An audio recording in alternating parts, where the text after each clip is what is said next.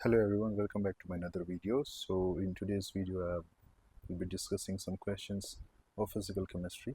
So if I have to start like this question I have given it in the last class itself, where it was like we need to find the incorrect statement. So I do understand, like I have told you guys to start it from from the last.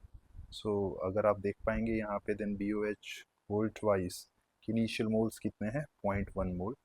सो अच्छा सवाल ये बन जाता है with respect to some information which is not given, and इसीलिए सवाल भी आपसे यही पूछ रहा है कि फाइंड द इनकरेक्ट स्टेटमेंट. जब आप इसको सॉल्व करने के लिए जाओगे, यहाँ पे आप पा रहे हो कि B O H is like completely neutralised right with H C L. So if I talk about like moles of BOH whole twice to be used with HCl is how much? I think that will come out as 0.02. आप check कर लियो. And this BaOH, the OH whole twice, यहाँ पे लिख रहा है कि this CO2 is absorbed in excess of BOH whole twice forming BaCO3. So यहाँ पे if I talk about reaction of BOH whole twice with CO2, then आपको पता है यहाँ से क्या देगा BaCO3 right. And यहाँ पे if you can see और भी जो बाई प्रोडक्ट्स होंगे you can write it as like H2O. And if it is H2O, then यहाँ पे आप देख पा रहे हैं that it is like 1:1 molar ratio. So अगर BOH whole twice is like 0.02 moles, ठीक है, then यहाँ पे how much it will be used, because initially it was like 0.1. So in this case it will be like 0.08. मतलब CO2 के moles कितने हो गए गाइस? CO2 के मोल्स हो गए आपके 0.08. जो ध्यान देने वाली बात है वो ये है कि यहाँ पे जो गैशियस प्रोडक्ट्स थे बेसिकली आपके पास कार्बन, हाइड्रोजन, ऑक्सीजन, उनको पास्ट किया गया था लाइक CO2O से, जहाँ पे सारे कार्बन कंटेनिंग स्पीशीज जो थे वो CO2 में कन्वर्ट हो गए थे. ठीक है. So if I talk about like over here heated over CuO, all carbon okay is like converted into CO2. बच्चा लोग जल्दी जल्दी में ये गड़बड़ कर देता है कि यहाँ पे ऑक्सीजन ये मान के चलता है कि ये ऑक्सीजन इधर वाला जो है वो होगा, बट एक्चुअली ये ऑक्सीजन सी यू ओ वाला है. ठीक है. सो आपको ये मान के नहीं चलना है कि यहाँ पे जो ऑक्सीजन है वो ऑर्गेनिक कंपाउंड वाला है, विच मीन्स अगर सारा कार्बन ठीक है किस में कन्वर्ट हुआ लाइक CO2 में, देन CO2 के मोल्स आपको पता है, देन वहाँ से क्या आप मास ऑफ कार्बन निकाल लोगे? The answer is yes. So mass of carbon will be like moles into molar mass. ठीक है. So it will be like 0.96.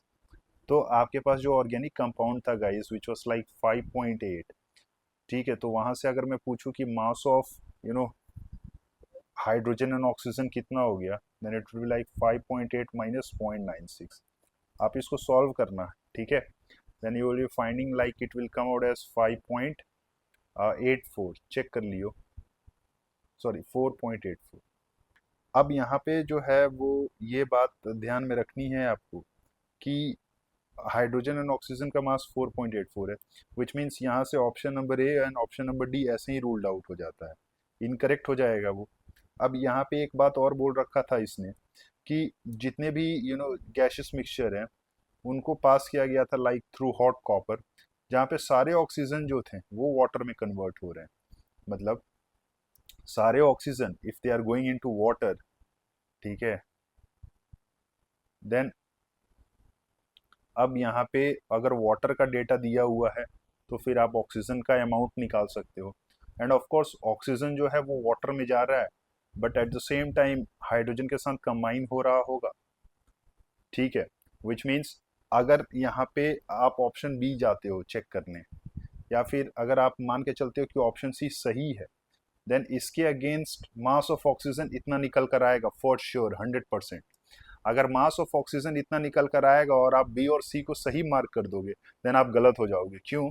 क्योंकि मास ऑफ ऑक्सीजन तो चलो अगर आप सी मान रहे हो कि सही है, ठीक है, तो बी भी सही ही होगा. वहां से आप कितना निकाल कर चलोगे with respect to mass of hydrogen, which will be like 4.84 minus 1.6 right. ये जो कुछ भी है लाइक 3.2 के आसपास जो है ये आप मास ऑफ हाइड्रोजन मान ले रहे हो, विच मीन्स वहां से अगर आप मास ऑफ हाइड्रोजन मान रहे हो मतलब आप ये मान के चलो हाइड्रोजन जो है वो सिर्फ एक ही रिएक्शन कर रहा है ऑक्सीजन के साथ. हाइड्रोजन के कोई साइड रिएक्शंस नहीं है, बट हाइड्रोजन के यहाँ साइड रिएक्शन हो सकता है. ठीक है, क्योंकि यहाँ उसके बारे में कुछ बात नहीं किया गया है, ठीक है ना। सो अगर कुछ बात नहीं किया गया है then definitely yes, if you have to mark incorrect then Bombay and Calcutta is also incorrect. And at the same time यहाँ पे आपको ये भी ध्यान रखना है कि अगर आपको एग्जैक्ट अमाउंट निकालना है ऑक्सीजन का कितना, हाइड्रोजन का कितना है एंड ऑल, देन उसके लिए या तो मेरे को ये बता देना होता कि हाइड्रोजन जो है वो साइडवेज में क्या क्या रिएक्शन कर रहा है, या फिर जो ये ऑक्सीजन था वो जो पूरा H2O में कन्वर्ट हो रहा है, देन अगर मैं H2O का डेटा दे देता तो फिर आपको सहूलियत होती ऑक्सीजन का अमाउंट निकाल लेने में। So as of now you can say to be like what, data insufficient. But हाँ, उसके तर्ज पे अगर आपको इनकरेक्ट मार्क करना है देन ऑफ कोर्स हाइड्रोजन के साइड रिएक्शंस हो सकते हैं, एंड अगर हाइड्रोजन के साइड रिएक्शंस हो सकते हैं देन बॉम्बे एंड कैलकाटा गलत हो जाएगा, ठीक है। फिर उसके अगेंस्ट पूरा मास जो है वो हाइड्रोजन का यूज में नहीं आएगा। तो यही एक की पॉइंट था यहाँ पे। आगे बढ़ते हैं। Now if I talk about this question, यहाँ पे जो बात हो रही है is with respect to distribution coefficient of iodine. अब साफ साफ देख रहे हैं यहाँ पे you have got like two liquids. So एक है आपके पास CCl4, एक है आपका वाटर। सो जो बात हो रही है is with respect to iodine. तो actually distribution coefficient KD is nothing but KC only, ठीक है। आयोडीन जो है you can say to be like CCl4 is in like what equilibrium with water you can say. So यहाँ से if I talk about like I2 CCl4 right by I2 water की value कितनी होगी, then it would be like 45. Of course मैं समझ सकता हूँ कि आप यहाँ बोल सकते हैं कि इस केस में it is like I2 of water calculate कर रहे हो, बट इससे पहले वाले केस में the total amount of iodine which is present either as I3 minus or I2 minus or as both, ठीक है, in equilibrium is found to be like 0.096. so यहाँ से अगर आप यूज करोगे to find the value of what I2 in water, तो basically ये वाली जो लाइन है 0.045 जिसके बारे में अभी बोल रहा था, इस CCl4 दरअसल डेटा आपका I2 का ही आपको लेके चलना होगा। ये यहाँ पे आप गड़बड़ मत कर देना by taking the data of I3 minus as well as I2 minus, फिर कॉम्प्लिकेशंस आने शुरू हो जाएंगे, ठीक है। तो यहाँ पे जो 045 इन CCl4 layer you have to fill it out to be like what only of I2. So I2 is like 0.45, तो I2 of water will be like 0.45 by 45, that is nothing but 10 to the power minus 3. अब आप यूं assume करो ये A है, ये A minus x, ये x, ये x, और शुरू में बोल रखा है कि KI बेसिकली I माइनस की कॉन्सेंट्रेशन कितनी थी 0.204, तो आप इसमें 0.204 ऐड कर लो। और आपको बोल रहा था क्या इक्विलिब्रियम पे लाइक 0.096, मतलब A की वैल्यू आपको पता चल गई कितनी है 0.096, ठीक है। सो आप यहाँ पे यूज कर लो 0.096 माइनस x अभी आपने निकाला 10 टू द पावर माइनस 3, यहाँ पे 10 टू द पावर माइनस 3, यहाँ पे आप 204 into 10 to the power minus 3 plus 10 to the power minus 3, आप इसको क्या लिख सकते हो 96 into 10 to the power minus 3 minus 10 to the power minus 3, and accordingly अब यहाँ पे इसके लिए what you will write equilibrium constant, okay, KC would be like equal to I minus into I2 upon I3 minus. बहुत लोग इसको क्या मान के चलेगा 1 और सीधा 1 लिख देगा, भाई वो गलत है। यहाँ पे आप देख रहे हैं एक्वस स्पीशीज है, इस बात का आप थोड़ा ध्यान रखिएगा। एंड जब आप इसको सॉल्व करोगे then KC I believe like it will come out as 2.1 into 10 to the power minus 3।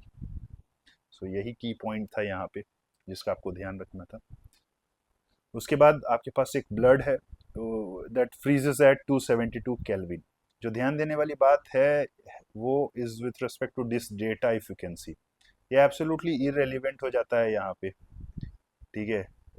Electrochemistry का जो डेटा दिया हुआ है यहाँ पे, बिकॉज आपको ऑस्मोटिक प्रेशर निकालना है ब्लड का, तो ब्लड का ऑस्मोटिक प्रेशर निकालना है मतलब pi is equal to ICRT, ठीक है, और कुछ नहीं करना है। R you know it, temperature you know it, अगर by somehow you know how what will be the value of concentration, ठीक है, देन वहाँ से आपका काम हो जाएगा। Of course you need to figure it out the value of I also। यहाँ पे बच्चे गलती करते हैं, ब्लड का I कितना ले लेते हैं 1 ले लेते हैं, भाई नहीं पता है अभी वो, ठीक है, you can't take it as 1, तो उसके लिए यहाँ पे आपको दे रखा है फ्रीजिंग पॉइंट का डेटा, ठीक है। सो यहाँ से if you can C like if I have to write delta TF, delta TF will be like what, 272.4 minus 272.1, तो यहाँ से कितना आएगा आपको 0.3, है ना। अब डेल्टा टी एफ 0.3 हो गया, that will be equal to I into K F into M. अब यहाँ से क्या करना है आपको, आई इंटू एम की वैल्यू पता करनी है, बिकॉज के एफ ऑलरेडी आपका दे रखा है 1.86।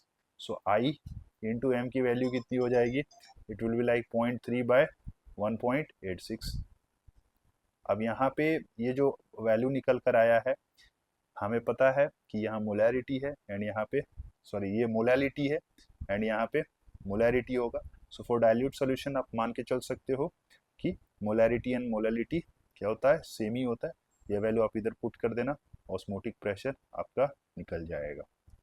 Now the next question is from solid state.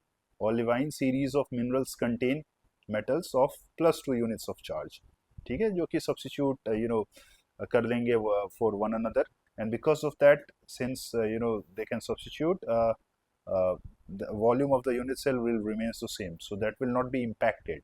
Over here the thing which is important is वहाँ पे ऑक्साइड आयन्स जो है वो CCP लैटिस फॉलो कर रहे हैं। सो अगर CCP लैटिस फॉलो कर रहे हैं मतलब they will be lying at what, corner and face centre. So वहाँ से इफ आई टॉक अबाउट कि नंबर ऑफ ऑक्साइड आयन्स कितने होंगे, देन आंसर कितना निकल कर आ जाएगा guys, it will be 4।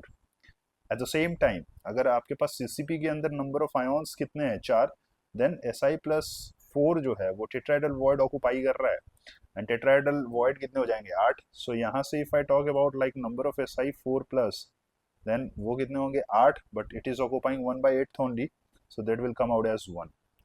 Number of Si4+ units will be like 1. Similarly, if I talk about number of a divalent metal, अब आपका divalent metal क्या हो सकता है, Fe+2, one case, another case Mg+2.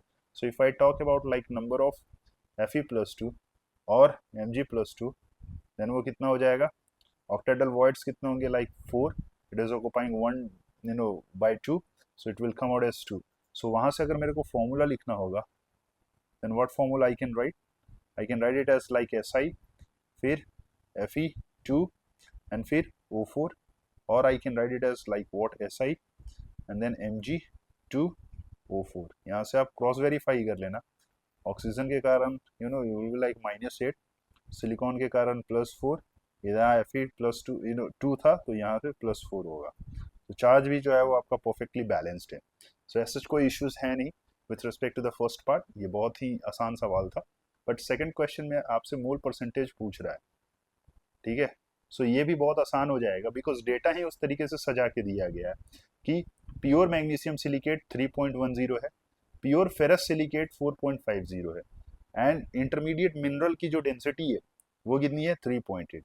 So guys अगर आप इन दोनों के बीच का डिफरेंस देखोगे देन वो डिफरेंस कितने का निकल कर आता है, 1.4 का, एंड उसका अगर हाफ लेते हो आप तो 0.7। तो इस 3.10 में आप 0.7 ऐड करोगे तो 3.80 ही आएगा, या फिर आप 4.5 के अंदर 0.7 सब्सट्रैक्ट करोगे तभी भी 3.8 ही आएगा। सो ये तो बहुत ही रूटीन बेस्ड हो गया है, इतना सिंपल डेटा था। और अगर इमेजिन करो ये डेटा अगर नहीं हो पाता, then you know the formula like PM = DRT, है ना। यहाँ पे molar mass is directly proportional to density वाला फंडा आप यूज कर सकते हो to get the mole fraction. So I believe आपकी तैयारी अच्छी चल रही होगी, पढ़ाई करते रहिए, मिलेंगे अगले वीडियो में with some different topic. Till then take care, bye bye.